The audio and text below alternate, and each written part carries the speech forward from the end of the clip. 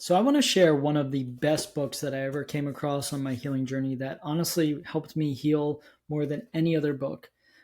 It was the foundation of basically my healing and what I often teach to people. And it's this book. It's called The Happiness Trap. It's all about acceptance and commitment therapy. I've talked about this a ton on my healing journey. Um, that acceptance and commitment therapy was the thing that got me well, was the thing that propelled me to make a full recovery from a chronic illness. And it's a lot of what I teach, and it's a lot of where I, focus on helping other people. Sure, there's tons of like tools and practices, out there, nervous system work, somatic, practices, brain retraining, breath work, all of these things, right? They're all great. They all can help, you know, make subtle changes in your healing. But what I've seen with people that I've worked with, including myself, that have dealt with severe anxiety, depression, anhedonia, chronic depersonalization, derealization, just feeling completely stuck in life, being bedridden, sick with chronic illness, acceptance and commitment therapy honestly has been the best thing. The best thing. Now, within there are going to be, some nervous system practices, some somatic tools, some breathing exercises, but it's all centered around acceptance and commitment therapy. Basically, what acceptance and commitment therapy is in a nutshell, and I'll break it down into, longer sections, but basically what it is in a nutshell is radical acceptance of where you are, radical acceptance of your condition and situation as it is. Now, acceptance is not what you think it is, guys. Often people get, acceptance confused with, apathy or, just, being drowned in the chronic illness and giving up. That's not that's not acceptance. That's not at all. Acceptance is actually the ultimate state of power. Often what happens when people become chronically ill is we try to fight against it. We try to fight and fix and figure it out. I did the same for years, It did no good in my healing journey. All of that fighting against what currently is part of what keeps the nervous system dysregulated. It's part of what keeps the cortisol and the inflammation going. So on my journey, what I had to learn was, hey, I got to accept where I'm at. I can't continue to fight against it. Every time I get a symptom and freak out and try to fix it or control it, like all it does is make me feel worse. It's something that I learned, right? And so I began to learn to practice little moments of acceptance, surrender, telling myself messages of safety like this too shall pass. It's gonna be okay. This is not dangerous. These are forms of acceptance. Acceptance also is about letting go of control, letting go of the past, letting go of, what you cannot control and things like that. It ties directly with surrender. It says, look, this is where I'm at. It sucks. I don't necessarily want to be here. It's not even necessarily liking or loving where you're at, but it's just accepting. You're here. We can't go back in the past. We can't control it. We can't fight against it. We can move forward though. And that's what the commitment piece of acceptance and commitment therapy says. Commitment says, I'm moving forward in life with the chronic illness, with the symptoms. And this is hard. This is the harder part of it all because moving forward in life looks like taking action again. It does look like some of the practices that I'm going to teach or that I've taught and will teach in this series. But it says the illness is no longer in control. The symptoms are no longer in control.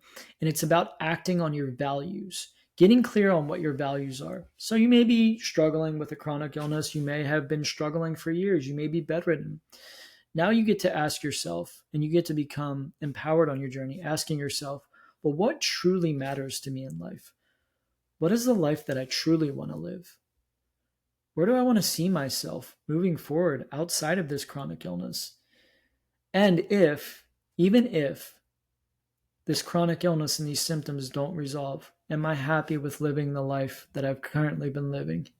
And this is a dark question, but it is a very empowering question. It is the question that I asked myself 15 or so years ago when I was bedridden sick, not living in life. It said, hey man, are you good with living this way? The symptoms have been here for years. You haven't died. They're uncomfortable as hell. But, you know, now you're giving into the chronic illness. The commitment piece says, I'm not good with living that way. Even if my symptoms are here, they're coming along with me. I'm living an empowered life regardless. Now, here's the thing. When you do that, when you practice this commitment piece of acceptance and commitment therapy, the amazing thing that happens is the body shows you healing when you show it healing through action. It's not a quick fix. It doesn't happen once. You don't just go out and begin, moving forward and then symptoms are miraculously gone. That's where acceptance comes in. Acceptance with the symptoms, acceptance with the sensation. Doesn't mean there's not going to be struggles. Oh yeah, there's going to be struggles on this journey. But acceptance allows the symptom space to be there without fighting against them so much. Commitment allows you to move forward step by step in life. And sometimes those steps at the beginning are small, but they're empowering, and they give you that courage and that ability to move forward. And here's what happens when you practice things like the acceptance commitment therapy, aspects that I'm teaching, is when you move forward in life, they're on your actions, your goals, your hobbies, things that you want to do, things that you love that you stop doing because you became chronically ill. What happens is now you flood your body, with some anti-inflammatory hormones and chemicals like serotonin, dopamine, oxytocin, endorphins. This is what helps heal the body. This is what helps calm and regulate the nervous system. This is what helps bring the body back into balance and shows safety, and allows the functions like detox pathways and, your digestion to turn back on. It says, oh, I'm safe. I'm safe. But you do it through action. You do it through action. And, a brief journey of mine is like what that looked like for me when I went from being bedridden and sick back into a full recovery in life. It was, okay, I have neglected so many aspects of my life. Where can I begin to just take steps, little steps today or tomorrow, and begin slowly taking steps? And for me, it was like, I love skateboarding. So let me try to just roll around and see if I can do it. I wanted to hang out with friends, but I was so sick. It was like, all right, well, let me just try. Let me just try. If it sucks, I can turn around. It was like, all right, I want to get back into school, and I want to graduate college again. So let me try to take one class and just see how I do. And if it sucks, I can stop.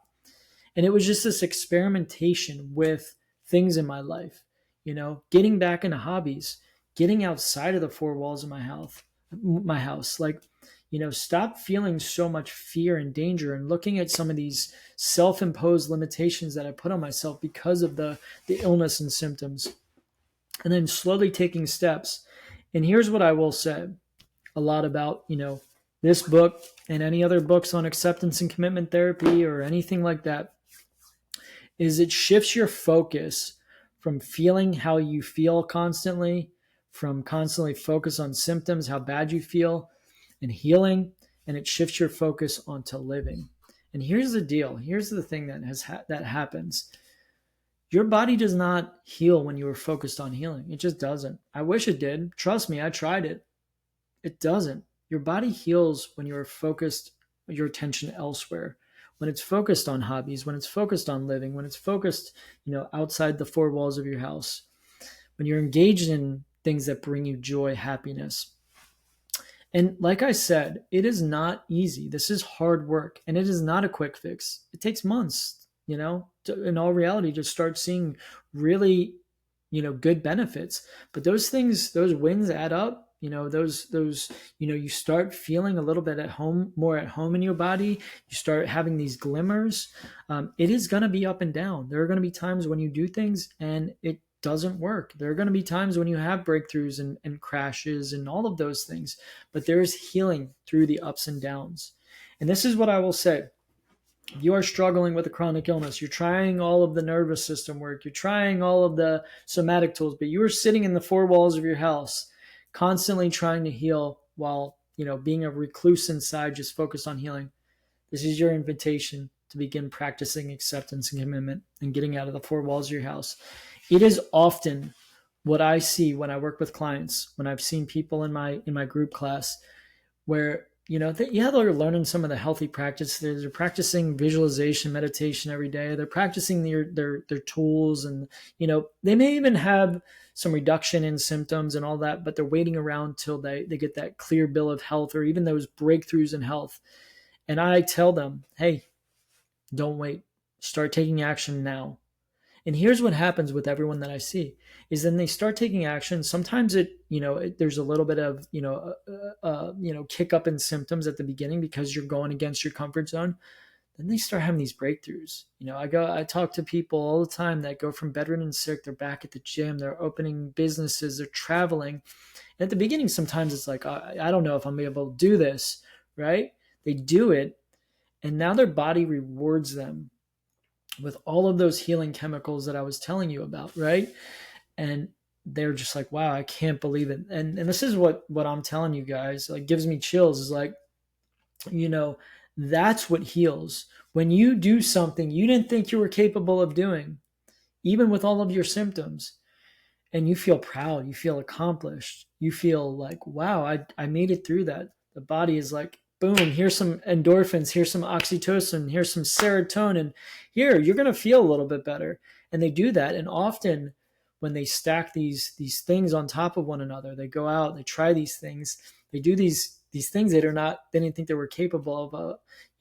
They often also don't even realize they're chronically ill because they're not focused on the illness. Like I said, you're not going to heal while focusing on the illness. You're going to heal while you're focusing on life. And this also helps the illness heal, or the illness and symptoms resolve, but it also helps you feel better while the symptoms are there because you're not focused on them. And this is what I've seen. Take it or leave it. I encourage pretty much anyone I work with to pick up this book. I'm not affiliated with this dude. I would love to, his name's Russ Harris. I've read this book probably like 10 times. A lot of the techniques around nervous system work are in this book, around being present, around acceptance are in this book. There are other books on acceptance and commitment therapy. I had one like 15 years ago. I don't know what it was. I completely lost the book. If I find it, I'll post it in the notes here. There's tons of books on it. It's not me making this stuff up. This is actually, a lot of psychologists and therapists will use this. The thing is, they don't use it that often, I don't think. I mean, I didn't learn this from a therapist, and I saw many of them. They don't, because it's challenging. People just, and honestly, it helps people. Talk therapy didn't help me. Like these techniques in acceptance and commitment therapy are what helped me overcome uncomfortable and horrible emotions and these things that were so challenging. And it was all because my body healed itself. It wasn't any like crazy miraculous thing. It was that I showed my body safety through action. I stopped living as a victim. I became empowered. I moved in the direction of health, and my body showed me health and healing that same way.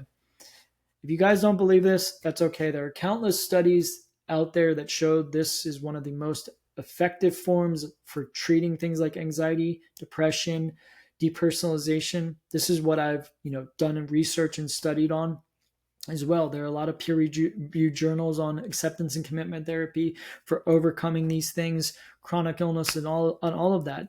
So you can look into it as well. But just know that this is what has helped me more than anything. Love the nervous system work. I love the somatic tools. I love, breathing exercises. I love, visualization, meditation. Cool. That's not what's going to heal you. What's going to heal you is your body when you are getting out of your way and beginning to move in the direction of living. And in that way, the body heals. I hope this helps. Let me know if you have any questions. I will do follow-up videos on acceptance and commitment therapy. I didn't want to make this too long, but I wanted to share with you guys in case you're struggling and you're trying all the tools, but you haven't begun implementing things like this, acceptance and commitment, to give it a try.